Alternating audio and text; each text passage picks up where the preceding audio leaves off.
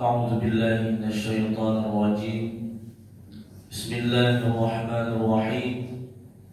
السلام عليكم ورحمة الله وبركاته. وعليكم السلام ورحمة الله.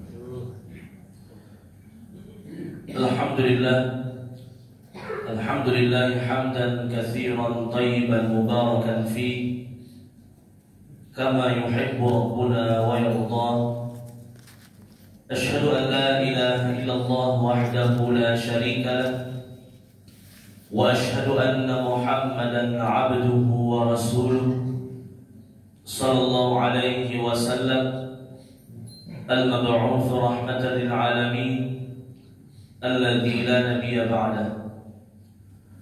اللهم فصل وسلم وبارك وأنعم على هذا النبي الكريم وعلى آله وصحبه ومن تبعهم بإحسان إلى يوم الدين.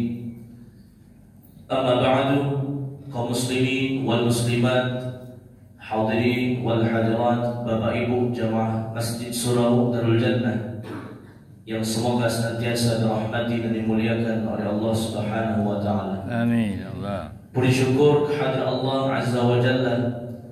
Allah Subhanahu wa taala senantiasa memberikan kepada kita berbagai macam nikmat dan karunia, sehingga pada subuh ini kita berkumpul di rumah Allah Subhanahu wa taala untuk melaksanakan ibadah dan ketaatan kepada-Nya serta menghadiri majelis ilmu. Amin. Kemudian salawat beserta salam kita mohonkan kepada Allah agar disampaikan kepada Nabi kita Nabi Muhammad sallallahu alaihi wasallam. Allahumma salli ala Muhammad wa ala ali Muhammad. Semoga salawat dan salam juga tercurah kepada keluarga beliau, istri-istri beliau, kepada para sahabat dan orang-orang yang mengikuti beliau dengan benar hingga hari kiamat. Bapak Ibu dirahmati oleh Allah Subhanahu wa taala, kembali pada subuh ini kita melanjutkan kajian tafsir Al-Qur'an. Pada pertemuan sebelumnya kita membahas tafsir surah Al-Baqarah ayat 125 sampai 126. Insyaallah taala pada subuh ini kita lanjutkan dengan ayat 127 sampai 129. Al-Baqarah ayat 127 sampai 129. Di ayat 127 Allah Subhanahu wa taala berfirman, "Wa idh yarfa'u Ibrahimul qawa'ida minal baiti wa Ismail Rabbana taqabbal minna innaka antas sami'ul alim." Dan ingatlah ketika Ibrahim bersama Ismail meninggikan pondasi Baitullah, yaitu Ka'bah. Kemudian mereka berdua berdoa, "Wahai Allah Tuhan kami, terimalah amalan kami ini. Sesungguhnya Engkaulah yang Maha mendengar lagi Maha mengetahui."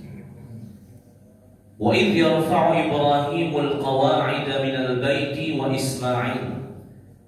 Ingatlah ketika Ibrahim bersama Ismail meninggikan pondasi Ka'bah. Ini menunjukkan bahwasanya yang pertama kali membangun Ka'bah bukanlah Ibrahim, bukanlah Ismail. Nabi Ibrahim dan Nabi Ismail hanya meninggikan pondasinya.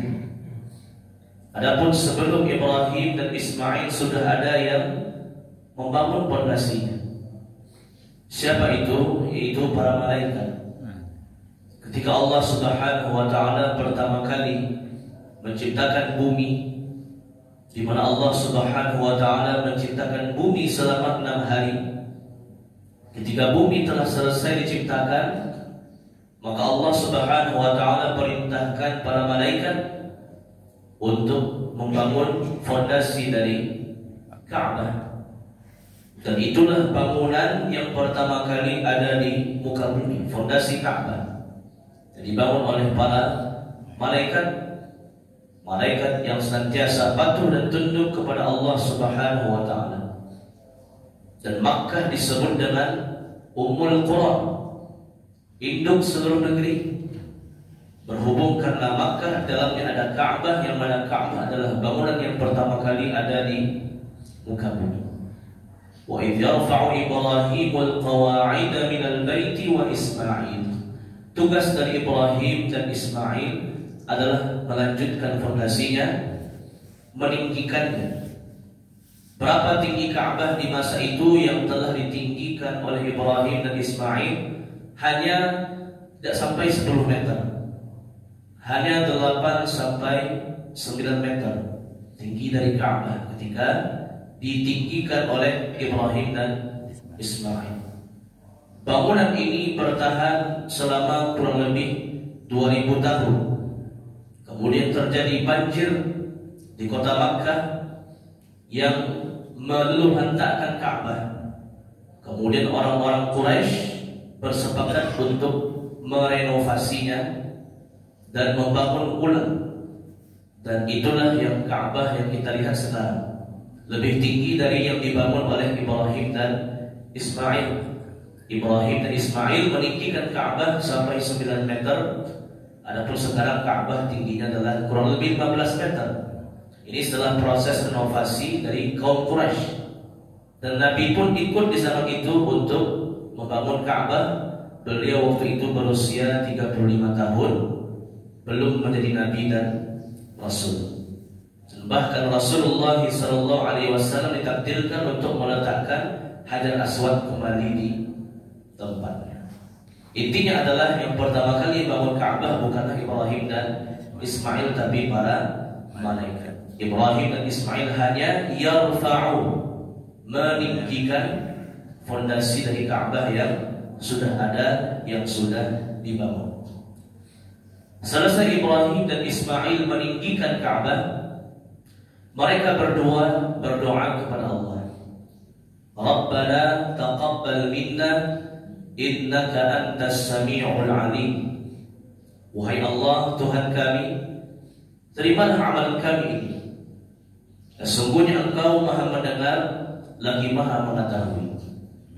Ini luar biasa. Para ulama tafsir ketika menafsirkan ayat ini, mereka mengatakan, siapa lagi yang lebih akan diterima amal salehnya dibandingkan Ibrahim dan Ismail? Ibrahim seorang nabi, Ismail seorang nabi. Pasti yang namanya nabi dan rasul kalau beribadah pada Allah, pasti Allah akan terima. Namun mereka meskipun sebagai nabi dan rasul tetap memohon kepada Allah agar ibadah mereka diterima olehnya. Ini harus ada. Mental dalam beribadah seperti ini harus kita miliki. Bagaimanapun kita beribadah kepada Allah, kita harus berharap amal kita diterima oleh Allah. Jangan merasa sudah saleh, jangan merasa sudah taat, jangan merasa sudah berbuat banyak kepada Allah sehingga merasa sudah yakin amal itu pasti diterima oleh Allah. Contoh Nabi Ibrahim, contoh Nabi Ismail. Mereka Nabi dan Rasul tetap memohon kepada Allah, Rabbana taqabbal minna innaka antas sami'ul alim. Wahai Allah, terimalah amalku ini, amal kami ini membangun Ka'bah ini. Sesungguhnya Engkau Maha mendengar lagi Maha mengetahui. Allah mengatakan, fala tuzakku anfusakum huwa a'lamu biman ittaqa. Jangan pernah merasa suci, jangan pernah merasa saleh, jangan pernah merasa amalan kalian 100% diterima olehku, kata Allah. Huwa a'lamu biman ittaqa. Allah lebih tahu siapa yang paling bertakwa di antara kalian. Allah lebih tahu siapa di antara kalian yang amalannya diterima oleh Allah Subhanahu wa taala.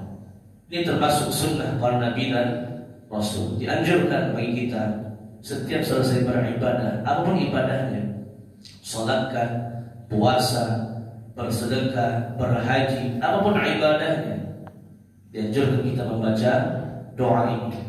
Selesai salat kita berzikir, kita berdoa, selipkan satu doa ini, Rabbana taqabbal minna innaka antas sami'ul alim. Wahai Allah, terimalah amal ibadahku, sesungguhnya Engkau Maha mendengar lagi Maha mengetahui. Pilihlah waktu-waktu yang mustajab ketika kita sujud antara azan dan iqamah, sepertiga malam terakhir, setidaknya kita mengucapkan doa ini kepada Allah. Rabbana taqabbal minna innaka antas samiul alim. Wahai Allah, terimalah amal ibadahku, Engkau Maha mendengar lagi Maha mengetahui. Dalam riwayat yang lain Nabi menambahkan wa tub alaina innaka antat tawwabur rahim. Dan Allah, terimalah taubatku, sesungguhnya Engkau Maha penerima taubat lagi Maha penyayang.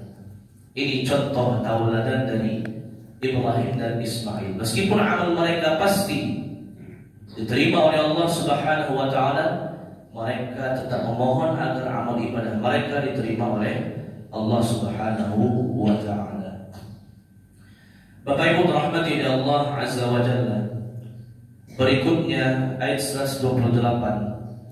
Allah Subhanahu wa taala berfirman, Rabbana waj'alna muslimaini laka wa min dzurriyyatina ummatan muslimatan lak wa arina manasikana wa tub 'alaina innaka antat tawwabur rahim. Wahai Allah, Tuhan kami, jadikanlah kami sebagai orang yang muslim, itu berserah diri kepadamu. Dan begitu juga jadikanlah anak cucu kami sebagai umat yang muslim juga. Dan tunjukkanlah kepada kami cara-cara manasik kami, dan terimalah taubat kami.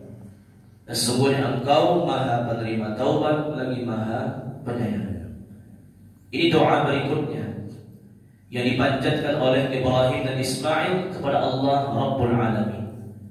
Apa itu? Rabbana waj'alna muslimaini laka wa min dzurriyyatina ummatan muslimatan lak. Wahai Allah, jadikanlah kami dan anak cucu kami sebagai orang yang muslim. Artinya apa? Kita harus senantiasa mohon kepada Allah agar kita hidup dan mati sebagai muslim.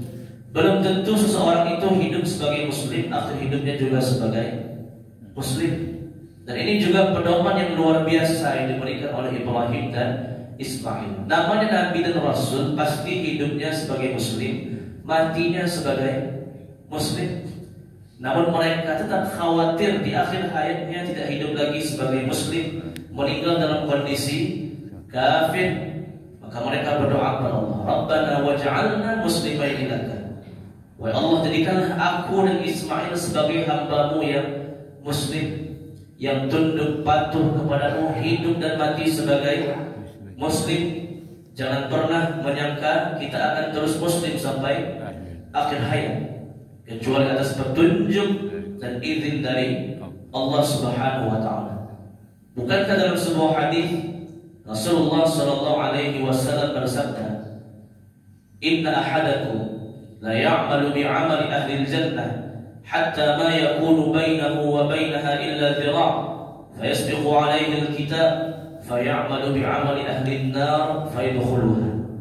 Hati-hati, kata Nabi, di antara kalian, dan semoga kita tidak termasuk orang yang seperti ini, seumur hidupnya melakukan amalan ahli surga, beribadah, beramal soleh, apapun amalan ahli surga dia kerjakan, sehingga jarak antara dirinya dengan kematian tinggal satu hasta saja, dekat waktu kematiannya.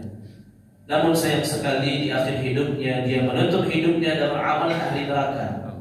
Dia berbuat dosa, dia berbuat maksiat, bahkan lebih parahnya lagi dia keluar dari Islam, murtad. Dia mati dalam kondisi itu, akhirnya dia masuk ke dalam neraka. Jangan pernah bangga dengan Islam kita sekarang, harus kita pertahankan, harus kita mohonkan kepada Allah agar Islam ini terjaga sampai akhir hayat kita. Rabbana waj'alna muslimaini laka. Wahai Allah, jadikanlah diriku sebagai muslim yang tunduk kepadamu, hidup dan mati dalam Islam. Ya ayyuhalladzina amanu taqullaha haqqa tuqatih wa la tamutunna illa wa antum muslimun. Wahai orang-orang beriman, bertakwalah kalian kepada Allah dengan sebenar-benar takwa, dan janganlah kamu mati kecuali juga sebagai muslim. Makanya Nabi, di antara doa yang paling banyak Nabi berdoa kepada Allah apa? Ya muqallibal qulub, tsabbit qalbi ala dinika, Wahai Allah yang membolak-balikkan hati, tetapkanlah hatiku di atas agamamu. Jadikanlah hatiku istiqamah dalam Islam sampai akhir hidupku. Para sahabat bertanya, wahai Rasulullah, kami para sahabat Nabi murid langsung kepadamu, apakah masih mungkin kami akan murtad? Maka Nabi menjawab, masih mungkin. Sekelas kalian para sahabatku, masih mungkin untuk murtad. Karena yang namanya hati manusia, kata Nabi, di antara jari jemari Allah, Allah membolak-balikkannya sesuai dengan kehendaknya. Ya, maka mohon kepada Allah, ya muqallibal qulub, tsabbit qalbi ala dinika. Wahai Allah yang membolak-balikkan hati, tetapkanlah hatiku di atas agamamu. Tetapkan hatiku di atas Islam. Wa min dzurriyyatina ummatan muslimatan. Dan juga wahai Allah, jadikan anak cucu keturunanku juga sebagai muslim.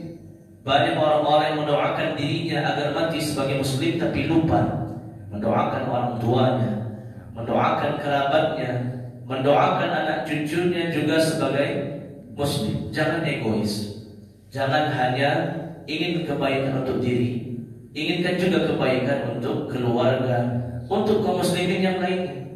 Ibrahim dan Ismail memohon Islam bukan hanya untuk dirinya, wa min dzurriyyatina, dan juga untuk anak cucu keturunanku sampai nanti akhir zaman. Tolong wahai Allah, jadikan mereka sebagai muslim. Doakan diri kita, keluarga kita, kaum muslimin agar mereka mendapatkan petunjuk dari Allah Subhanahu wa taala, dan jangan kita hanya mendoakan diri kita sendiri. Dan ini merupakan sifat orang yang beriman. La yu'minu ahadukum hatta yuhibba li akhihi ma yuhibbu li nafsihi. Tidak akan sempurna iman seseorang sampai dia menginginkan kebaikan untuk orang lain sebagaimana dia menginginkan kebaikan untuk dirinya. Kita ingin mendapatkan hidayah, kita pun juga ingin orang lain mendapatkan hidayah. Kita ingin mati di atas Islam, kita pun juga ingin orang tua kita, keluarga kita, kerabat kita pun juga mendapatkan nikmat Islam. Jangan hanya mendoakan diri sendiri, doakan juga orang lain, terutama kerabat-kerabat kita. Dan boleh jadi kita punya anak yang mungkin durhaka, yang mungkin bandel, tidak mau beribadah, karena kita tidak mendoakan mereka. Tidak mendoakan mereka. Kita harus memohonkan kebaikan untuk dzurriyyat kita, keturunan kita. Rabbana hab lana min azwajina wa dzurriyyatina qurrata a'yun waj'alna lil muttaqina imama. Wahai Allah, anugerahkan kepada kami pasangan-pasangan dan anak-anak yang qurratu a'yun, yang menunjukkan pandangan mata, yang baik agamanya, yang baik ibadahnya, yang baik akhlaknya. Ini harus kita mohon kepada Allah Subhanahu wa taala. Ibrahim juga pernah berdoa, Rabbi habli minas salihin. Wahai Allah, anugerahkan kepadaku anak cucu yang saleh dan salihah. Nabi Zakaria juga berdoa kepada Allah, Rabbi habli min ladunka dzurriyyatan thayyibah innaka sami'ud du'a. Wahai Allah, anugerahkan kepadaku anak cucu keturunan keluarga yang saleh, yang beriman, yang bertakwa, yang betul-betul ya beribadah dan akhlak yang baik kepada Allah Subhanahu wa taala. Karena anak cucu yang saleh ini adalah investasi akhirat yang sebenarnya. Idza mata al-insan inqata'a anhu 'amaluhu illa min thalath, illa min shadaqatin jariyah aw 'ilmin yantafa'u bihi aw waladin salihin yad'u lahu. Apabila manusia meninggal dunia, terputus amal salehnya kecuali dari 3: sedekah jariyah, ilmu yang bermanfaat, dan anak-anak yang saleh yang senantiasa mendoakan orang tuanya. Bahkan bukan cuma doa, setiap amal saleh yang dikerjakan oleh anak cucu itu akan terus mengalir kepada kakek neneknya, orang tuanya. Percuma punya anak yang sukses di dunia tapi tidak baik akhlaknya, tapi tidak baik ibadahnya, maka ini orang tuanya akan merugi ketika dia berada di alam kubur. Sebaliknya, kalau orang tua yang mendoakan anaknya menjadi saleh dan anak itu menjadi saleh dengan sebab doa tersebut, selama dia hidup beramal saleh, anak itu, cucu itu akan terus mengalir kepada dirinya. Wa min dzurriyyatina ummatan muslimatan lak. Jangan cuma diriku wahai Allah, jadikan juga anak cucu keturunanku, keluargaku semuanya muslim. Ini merupakan keuntungan yang luar biasa. Wa arina manasikana wa tub alaina. Wahai Allah, tunjukkan kepada kami manasik kami. Manasik haji, tawaf, sa'i, berwukuf di Arafah, bermabit di Muzdalifah, bermabit di Mina, melempar jumrah, tawaf wada'. Ini merupakan ajaran yang Allah ajarkan kepada Ibrahim dan Ismail, diteruskan ke generasi-generasi yang berikutnya tanpa ada perubahan sedikit pun. Wa tub alaina, terimalah taubat kami wahai Allah, innaka antat tawwabur rahim, sesungguhnya Engkau Maha penerima taubat lagi Maha penyayang. Terakhir ayat 129, Bapak Ibu rahmati Allah Subhanahu wa taala, permohonan Ibrahim agar nabi yang terakhir, rasul yang terakhir adalah dari keturunan beliau. Rabbana wab'ath fihim rasulan minhum yatlu 'alaihim ayatika wa yu'allimuhumul kitaba wal hikmata wa yuzakkihim innaka antal azizul hakim. Wahai Allah, utuslah di tengah mereka, yaitu keturunanku, keturunan Ibrahim, seorang rasul dari kalangan mereka sendiri yang membacakan kepada mereka ayat-ayatmu, mengajarkan kitab dan hikmah, dan menyucikan mereka. Sesungguhnya Allah Maha Perkasa lagi Maha Bijaksana. Dan Allah kabulkan nabi yang terakhir dari zuriyatnya Ibrahim. Ibrahim punya dua orang anak, Ishak dan Ismail. Dari Ismail lah muncul bangsa Arab. Dari bangsa Arab muncullah Quraisy. Dari Quraisy muncullah Bani Hashim. Dari Bani Hashim muncullah Nabi kita Nabi Muhammad sallallahu alaihi wasallam. Adapun anak yang satu lagi Ishak. Ishak punya anak Yaqub yang bernama Israel. Itulah yang menjadi Bani Israel sampai sekarang. Allah mengabulkan doa Ibrahim. Wahai Allah, jadikanlah dari keturunanku seorang nabi yang terakhir, rasul yang terakhir, yaitu Nabi Muhammad sallallahu alaihi wasallam. Ternyata dari Ismailnya, bukan dari Ishaknya. Inna Allah astafa Kinanata min al-Arab, wastafa Quraisy min Kinanah, wastafa Bani Hashim min Quraisy, wastafani min Bani Hashim. Allah telah memilih suku Kinanah dari bangsa Arab, dan Allah telah memilih marga Quraisy dari suku Kinanah, dan Allah telah memilih suku Bani Hashim dari Quraisy, dan Allah telah memilihku dari suku Bani Hashim. Begitu takdir Allah kepada Nabi Muhammad SAW. Kenapa Nabi Muhammad bisa menjadi Nabi yang terakhir, Rasul yang terakhir? Karena Ibrahim dulu sudah pernah berdoa, Rabbana wab'ath fihim rasulan minhum. Wahai Allah, jadikanlah dari keturunanku Nabi dan Rasul yang terakhir, membacakan kitabmu, membacakan hikmah, mengajarkan manusia agamanya, menyucikan mereka. Innaka antal azizul hakim, semuanya Engkau Maha Perkasa lagi Maha Bijaksana. Allah Ta'ala alam bisawab. Inilah kajian tafsir kita pada subuh ini. Beberapa pelajaran yang dapat kita ambil. Yang pertama adalah Ka'bah itu sudah dibangun terlebih dahulu oleh malaikat fondasinya, kemudian dilanjutkan, ditinggikan oleh Ibrahim dan Ismail. Pelajaran yang kedua, terus berdoa kepada Allah, Rabbana taqabbal minna innaka antas samiul alim. Mohon agar amal ibadah kita diterima oleh Allah seluruhnya sampai kita meninggal dunia. Yang ketiga, terus memohon nikmat Islam kepada Allah. Mohonlah agar kita hidup dan mati sebagai Islam, karena hati kita berbolak-balik. Mohonlah istiqamah dan keteguhan hati kepada Allah Subhanahu wa ta'ala.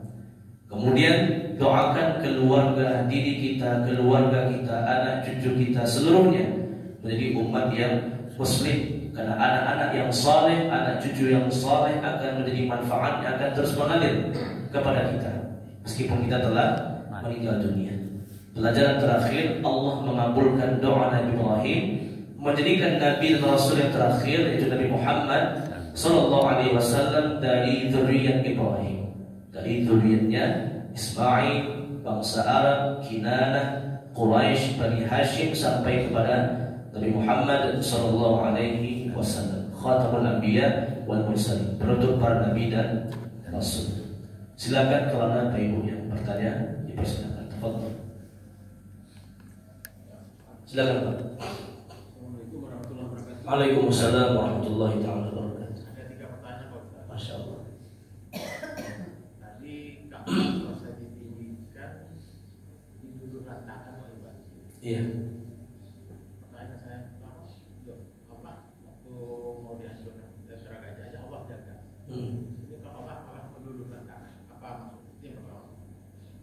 Kemudian kapan perubahan arah kiblat itu kan pernah di Masjidil Aqsa. Masya Allah. Ya. Kapan mulai Masjidil Aqsa? Kapan mulai di Masjidil Haram? Apakah kaitannya tadi dengan diduduk ratakannya atau bagaimana? Kemudian Pak Ustaz yang ketiga saya lupa nama Ustaz. Kata dia yang nggak yakin ibadahnya diterima maka mohon. Karena Ustaz Bapak Ibu yakin nggak kalau ibadah? Kalau saya yakin. Saya lupa namanya. Kenapa? Yang penting Syarat-syarat rukunnya, iya. Maka kayak doa. Kalau saya nggak yakin Allah kabulkan, ngapain saya mohon sama Allah? Iya. Saya yakin lah maka saya mohon. Waalaikumsalam. Baik, yang pertama, apa hikmahnya Ka'bah tersebut terkena banjir kemudian hancur? Jawabannya adalah karena orang-orang Arab pada masa itu kembali kepada kesyirikan, kembali menyembah berhala. Jadi ketika Ismail melahirkan anak cucu dari Makkah, selama kurang lebih 2000 tahun mereka masih berada di atas millah Ibrahim, masih berada di atas ajarannya Ibrahim. Maka Ibrahimu Yahudiyan wala Nasraniyan walakin kana hanifan musliman wa ma kana minal musyrikin. Ibrahim itu bukan Yahudi, Ibrahim bukan Nasrani. Ibrahim itu seorang muslim yang lurus beribadah kepada Allah dan tidak pernah mempersekutukan Allah, tidak pernah menyembah berhala. Jadi Ka'bah selama 2000 tahun itu Allah jaga, karena orang-orang Arab itu masih menyembah Allah, belum pernah menyembah kuburan, menyembah pohon keramat, menyembah berhala itu tidak pernah. Ketika datang suatu masa orang-orang Arab itu mereka melakukan kesyirikan, sampai saking parahnya di sekitar Ka'bah itu ada 600 berhala. Ya, tempat yang kita tawaf sekarang dulu ada berhala sebanyak 600. Di Bukit Safa dan Marwah pun juga masing-masingnya ada berhala. Demikian rupanya orang-orang Arab mereka menyembah berhala tersebut. Maka Allah murka. Jadi ini semacam azab dan teguran. Tanah yang suci dijadikan untuk menyembah berhala, maka Allah berikan azab berupa as-sayl, ya, banjir yang sangat besar sehingga menghancurkan Ka'bah tersebut. Akhirnya orang-orang Quraisy kembali membangunnya dan meninggikannya lebih dari sebelumnya.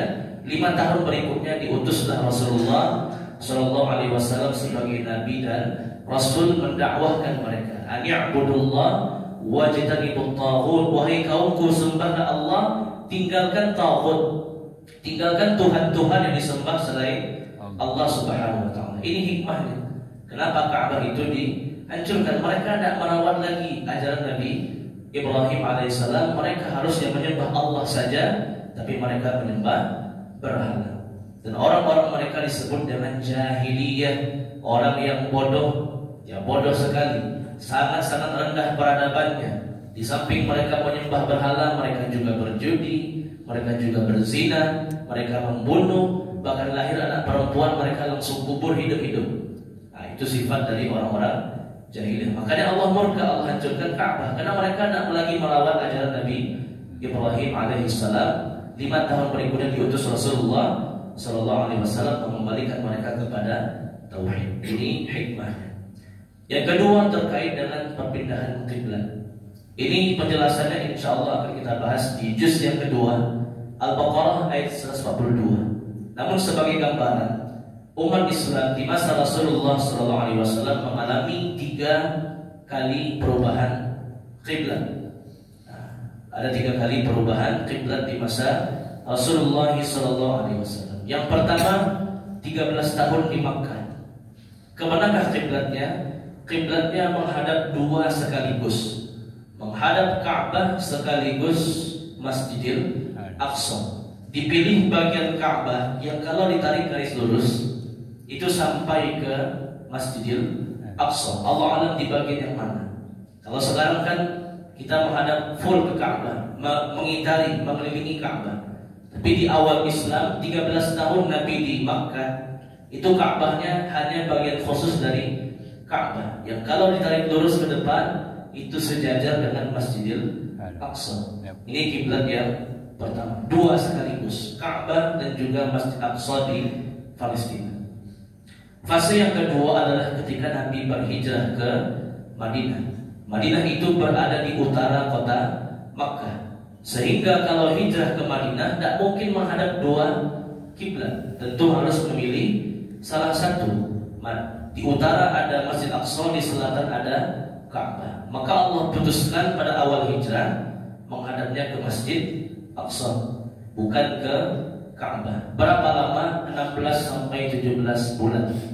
16 sampai 17 bulan itu menghadap ke Masjid Aqsa. Al-Barra bin Azib mengatakan, "Shallaina ma'a Rasulillah sallallahu alaihi wasallam nahwa Baitul Maqdis 16 atau 17." Salah seorang sahabat mengatakan, dulu kami pada awal hijrah selama sekitar 16 atau 17 bulan kami salat menghadap Baitul Maqdis, yaitu Masjid Aqsa. Yang ketiga, ini yang terakhir, yang berlaku setelah 17 bulan Nabi berhijrah sampai sekarang, sampai nanti akhir zaman, yaitu menghadap kiblat Ka'bah, kiblat yang satu, yaitu Ka'bah Masjidil Haram. Fawalli wajhaka syatral Masjidil Haram wa haitsuma kuntum fawallu wujuhakum syatra. Maka hadapkanlah wajahmu ke arah Masjidil Haram, itu Ka'bah. Di belahan bumi manapun, mau di utara, selatan, barat, timur, dimanapun kamu berada di muka bumi ini, hadapkan wajahmu ke arah Masjidil Haram, yaitu Ka'bah. Mudah-mudahan bisa dipahami. Ada 3 fase dalam perpindahan kiblat. Yang pertama, 13 tahun Nabi di Makkah itu sekaligus menghadap 2 kiblat, Ka'bah, sekaligus ke depannya adalah Masjid Aqsa. Kemudian Nabi berhijrah selama 17 bulan atau 16 bulan itu hanya menghadap Baitul Maqdis, yaitu Masjid Aqsa. Kemudian semenjak 17 bulan diarahkan lagi ke Ka'bah sampai sekarang, sampai nanti akhir zaman. Menunjukkan kiblat itu murni hak prerogatif milik Allah. Kita hanya mengikut atas perintah Allah Subhanahu wa ta'ala. Yang ketiga adalah kita harus punya rasa harap dan takut. Disebut dengan al-khawf dan ar-raja. Innahum yusari'una fil khairati wa yad'unana raghaban wa rahaban. Orang beriman itu, kata Allah, adalah orang-orang yang dalam beribadah mengumpulkan rasa takut dan juga mengumpulkan rasa harap. Dia beribadah takut ibadahnya diterima oleh Allah. Di samping itu dia berharap juga dari ibadah itu akan dia mendapatkan pahala, mendapatkan ganti, mendapatkan surga dari ibadahnya. Al-khawfu war-raja, bukan hanya takut tapi juga memiliki rasa harap kepada Allah Subhanahu wa ta'ala.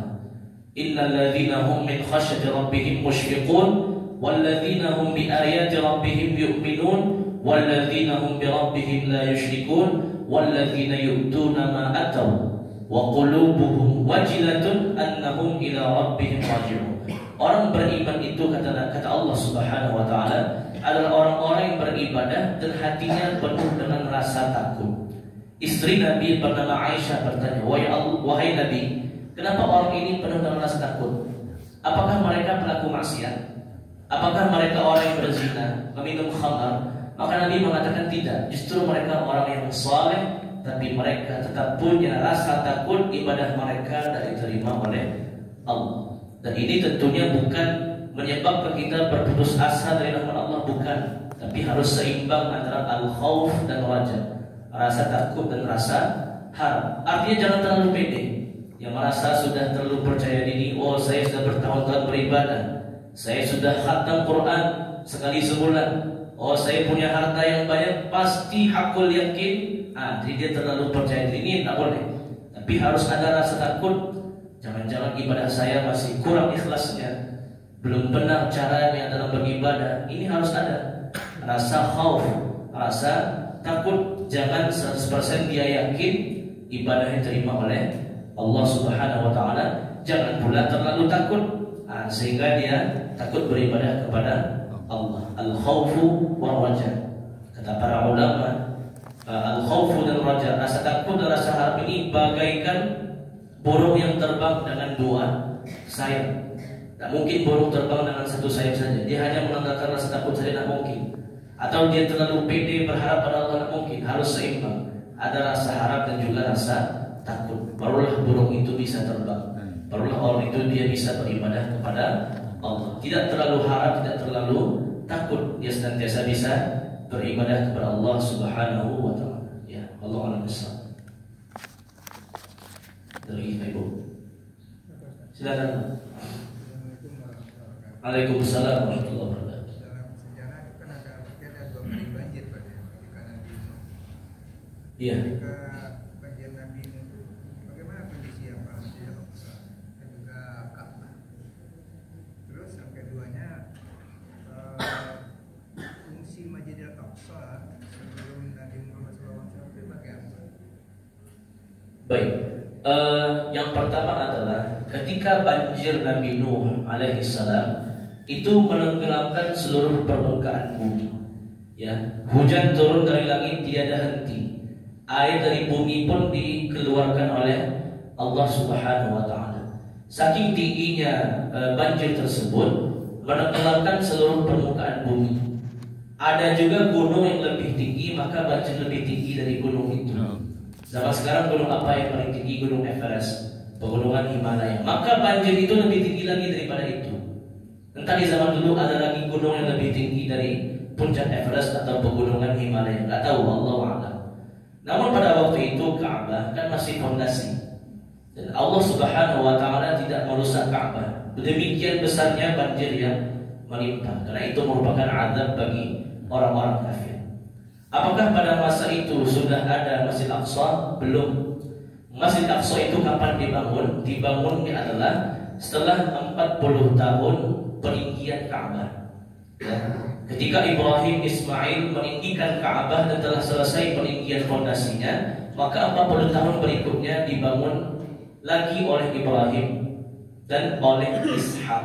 Ya. Ibrahim punya 2 orang anak, Ismail dan Ishak. Yang membangun Ka'bah, meninggikan Ka'bah adalah Ibrahim dan Ismail.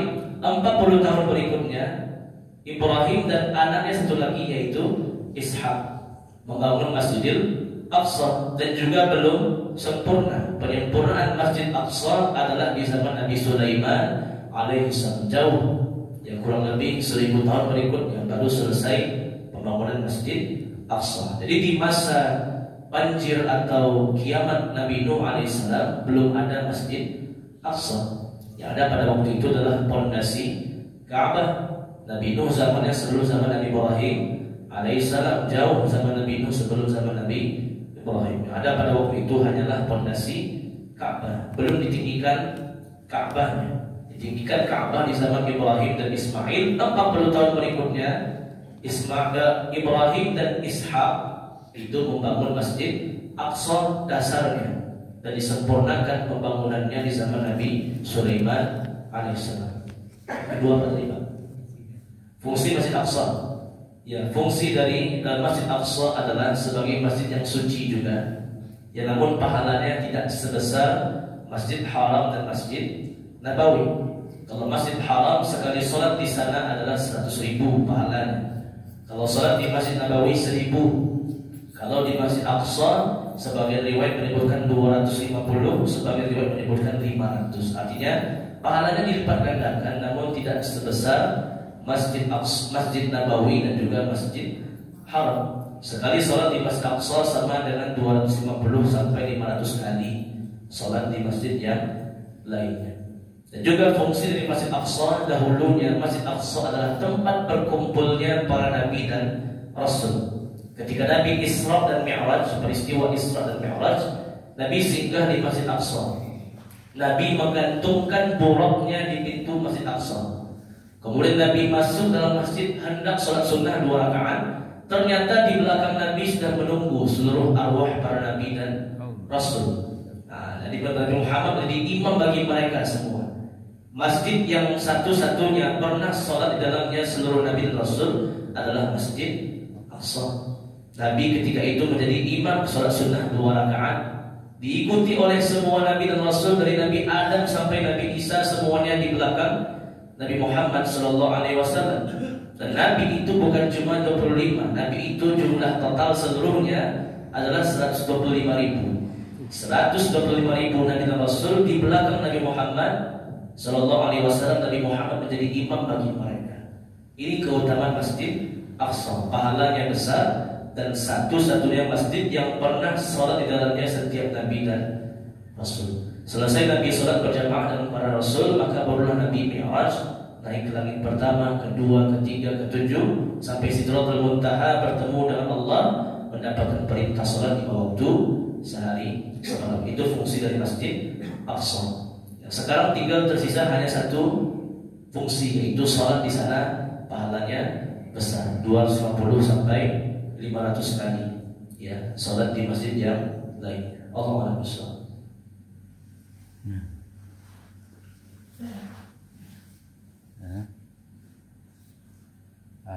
Pas, baik kita cukupkan, mudah-mudahan bermanfaat, dapat kita fahami dan dapat kita amalkan dalam kehidupan sehari-hari. Terlebih terkurang dimaafkan. Tutup dan kafaratul majlis. Subhanallah bihamdik, asyhadu an la ilaha illa anta, astaghfiruka wa atubu ilaik. Wassallallahu ala nabiyina Muhammad wa ala alihi wa sahbihi ajma'in. Walhamdulillahi rabbil alamin. Wabillahi taufiq wal hidayah. Assalamualaikum warahmatullahi wabarakatuh. Waalaikumsalam. Allah